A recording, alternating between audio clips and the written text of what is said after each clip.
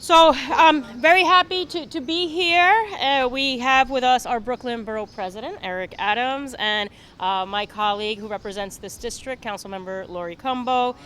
We're here to talk about participatory budgeting, which Councilmember Cumbo has been engaged in with her district. We have a delegate of the participatory budgeting process for this district, Jelani Mashariki, who is here with us, and we have Josh Lerner, who is the executive director of the Participatory Budgeting Project, also our resident leader.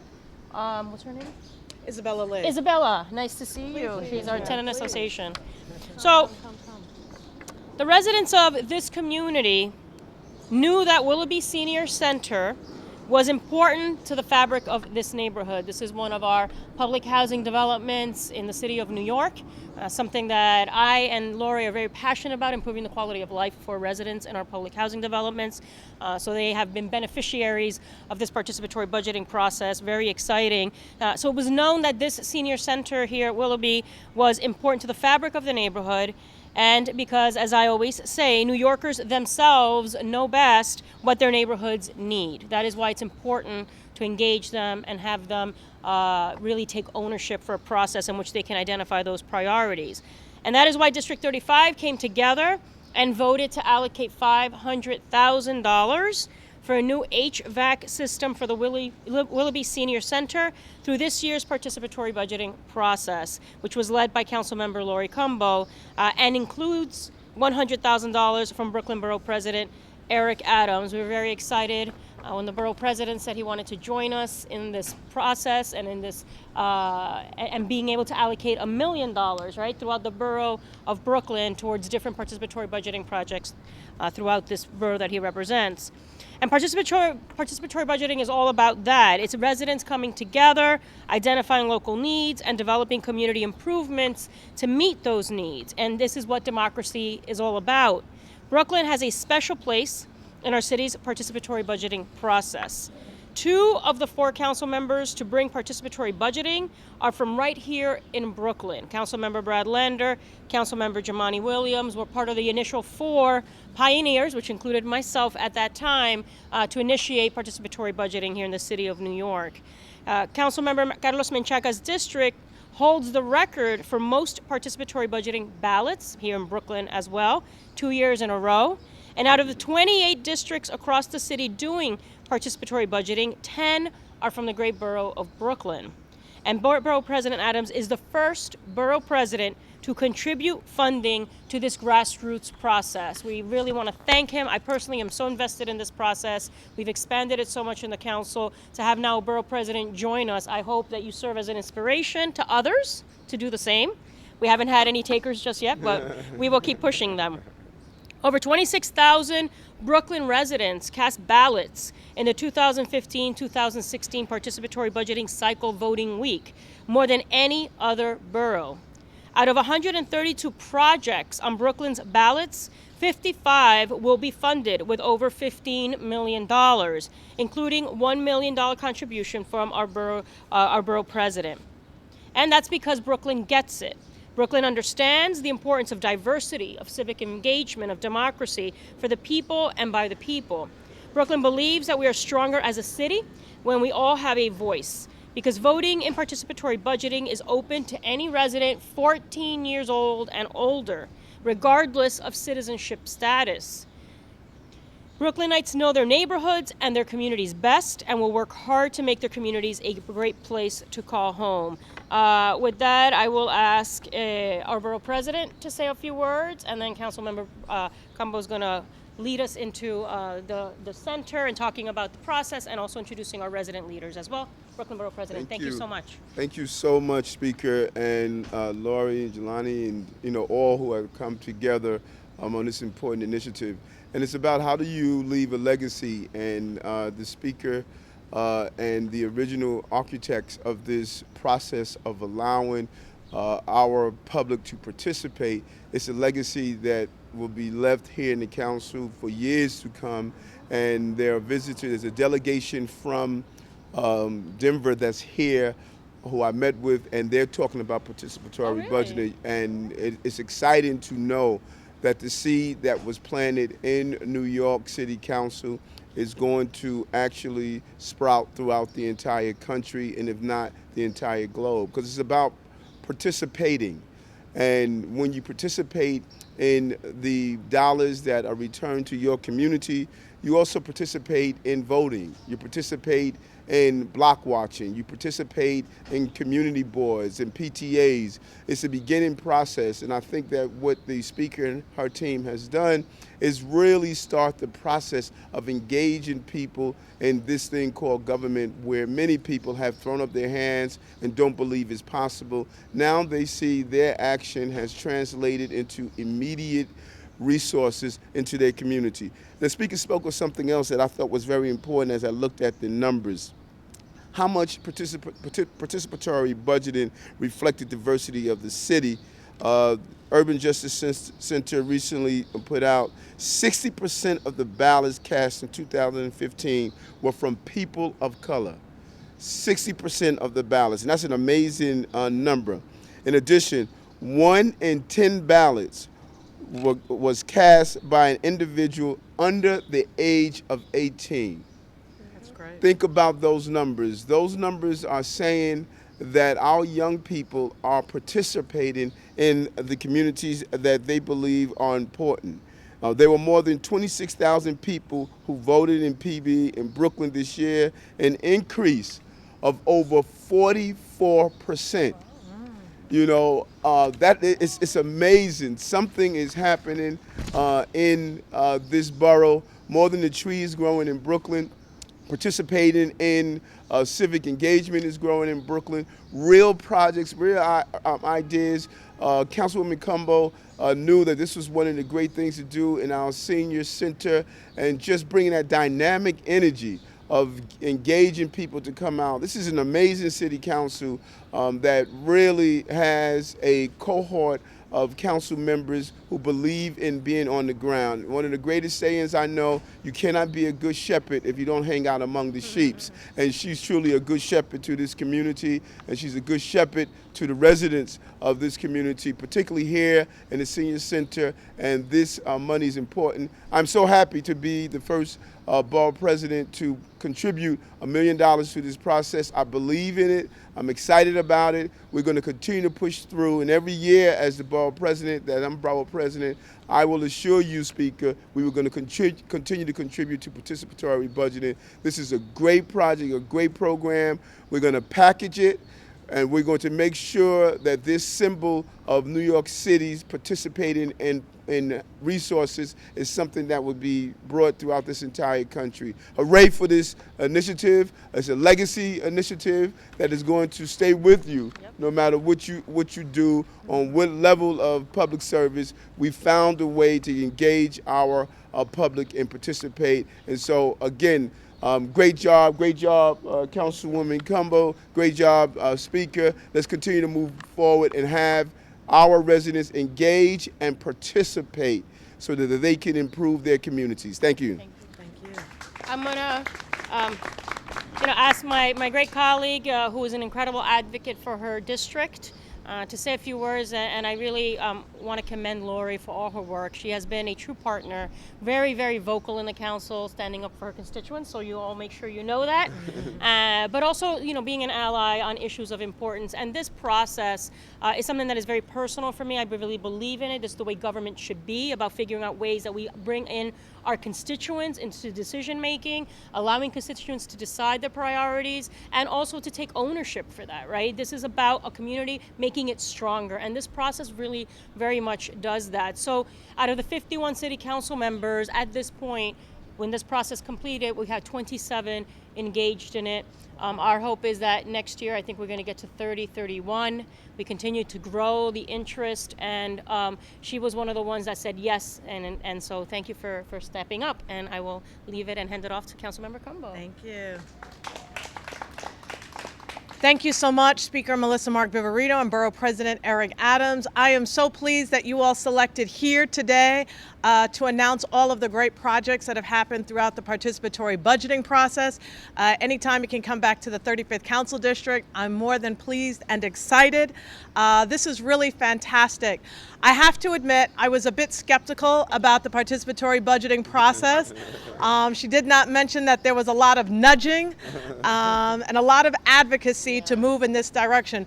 One of the things that I was most apprehensive about was, were communities of color in my district going to be able to win in this process, and would our seniors, who often have a lot of challenges in terms of mobility and being able to get out to some of these locations, would they actually win through the participatory budgeting process? And I think the fact that we are here today, all of the things that I was hesitant about have been proven wrong. The fact that the Willoughby Senior Center has won over $500,000 for a new HVAC system shows that communities of color, it shows that our senior centers, it shows that young people certainly have the ability to win in this participatory budgeting process. It didn't hurt the fact that this was also one of the voting locations, but you got to do whatever you got to do in order to make it work. So I'm very proud of that, very pleased, and this is really just the beginning for the Willoughby Senior Center. For the Borough President to contribute $100,000 makes a huge difference. But the HVAC system, this is going to be great in terms of an infrastructure change that is much needed, particularly here in this community center. But at the same time, moving forward, I'm looking forward to making it look pretty. So in the next process, we're looking forward to making sure that there's new painting, there's new ceilings that need to be fixed. The floor needs to be redone. We want to put cemented floors outside with rubberized flooring, as well as umbrellas and tables and chairs, so that they can have that plaza experience right here in their center. So there's so much more. I'm so glad you all have seen it. So that you can see exactly what it is that I want to do and the great need.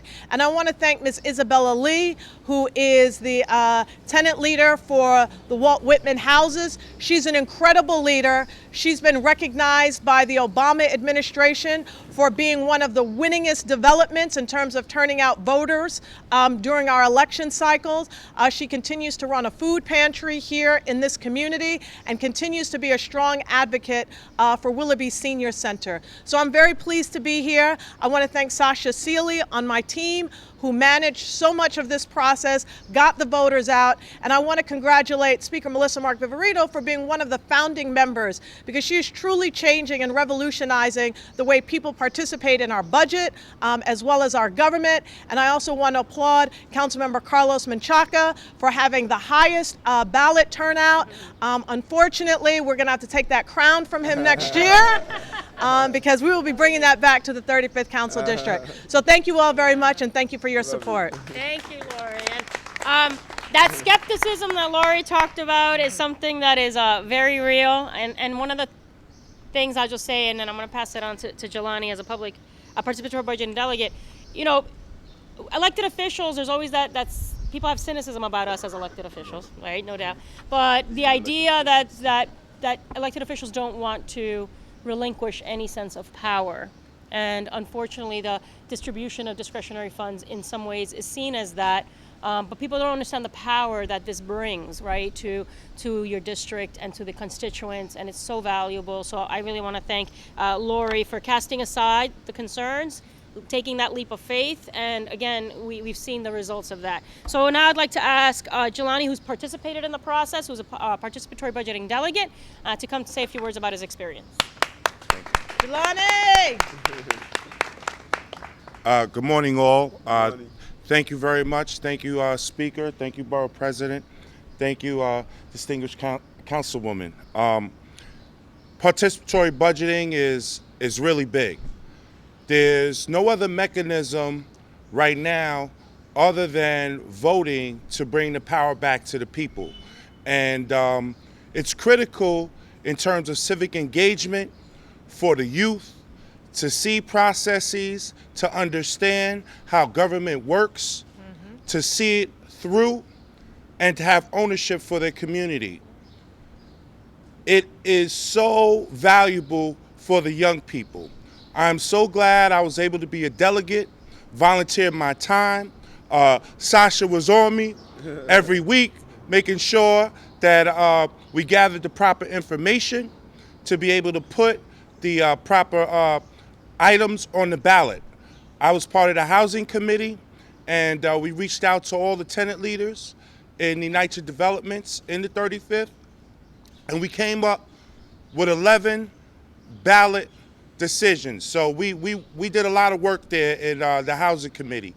And this, for the Willoughby Senior Center, was one of the decisions that we came up with to put on the ballot when we did outreach to the community to see what they needed. We said the seniors here were very clear that they needed HVAC. It was too hot in there. A lot of them didn't want to come and get services. So we said, you know what? We have to make sure we put this on there, and it was on tops of our list. And we're just so thankful that the people of the 35th went out and voted and took the power into their own hands to distribute some economics to this space right here. We have more to do, and in 2016, 2017, we are going to hit the ground running. That's right. I would like to see more than 1 in 10 youths voting. I think we need to have at least 3 out of the 10 be youths.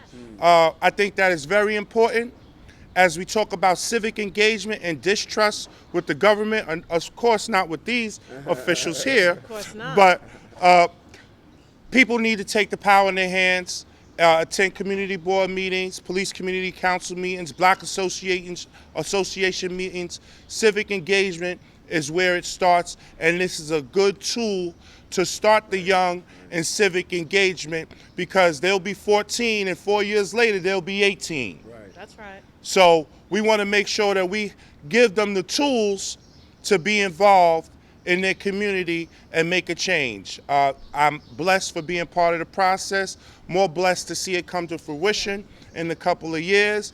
And everyone in the city, every council member in the city needs to be part of this process, because this is giving power back to the people. And that's what it's about. Power back to the people. The people make the decisions. Thank you very much. Jelani Mashariki. All right, and last but not least, Josh Lerner, of the Executive Director of Participatory Budgeting Project. Great. Thank you so much to the speaker and the Borough President and the council member and all the participants for being here. So I direct a nonprofit organization called the Participatory Budgeting Project, and we support PB across North America. We are one of the lead partners in bringing this to New York 5 years ago, and are working with around 15 cities now across the US and Canada on similar programs. I also had the privilege this year of being a participant in PB. After living in this district in Fort Greene for the past 10 years, I was able to participate as delegates, come up with projects for the ballots and vote. So thank you so much to the councilmember for opening up the process to the residents of Fort Greene. And I think that we stepped up and rose to that challenge. Definitely. And even for me, it was a great learning experience to learn more about government. Each time you participate, you're surprised at how much you don't know and how much you have to learn. So I think we've seen in the past 5 years when we started out, participatory budgeting was an experiment in democracy. You know, we didn't know how it would work when we started this. It was a risk. And we've seen now that that experiment has really paid off, and it's been a big success. The White House, Harvard University have lifted this up as a model for democracy, a model for how government should work. This is the new way the government is working across the country, and we are pioneers here in Brooklyn and here in New York of this new model. And I really want to applaud the efforts of Speaker Mark-Viverito and the Borough President Eric Adams for showing that additional city funds can be invested in this process. It's not just the $1 million per district. This is a way to allocate city money. And this is a tried and true way to hear from residents about what they want, to get the top priorities, and to engage people and empower them.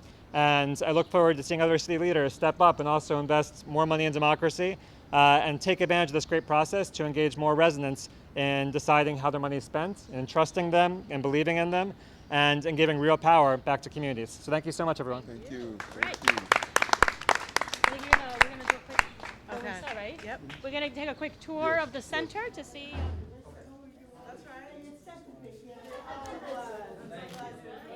one of our everyday persons. Oh, fantastic. I come every day, though. Oh, very good. Yeah, but sometimes we need it. That they can, do classes. That we are beginning and intermediate class. That's awesome. We want to expand this, but right now we start with the 10 Okay. regular aerobic exercise. Okay. That's So you great. see the wiring that they're working on now Yeah. to get the fire alarm system. And that's kind of like looking at the HVAC system as it That's currently right. exists. And this is like our an soul artsy room. crafts. These are actual works done by seniors over the last 10 years. They created this work, put it all together. Mostly from recycled stuff. Way to that fence. So all I'm seeing here, like, all this needs to be repainted, the rooftop situation here needs to be resurfaced. Gardens. The way Have you people- started? Have you started Yeah, figuring we out? started Yeah. that process. Okay. With NYCHA. How much money did you put in? I haven't put in any money towards this portion of it, but we did put money towards the HVAC system because Right, it is that's the more most important. than the other. This is nitrogen. Yeah. Yes, yes. So we want to make sure that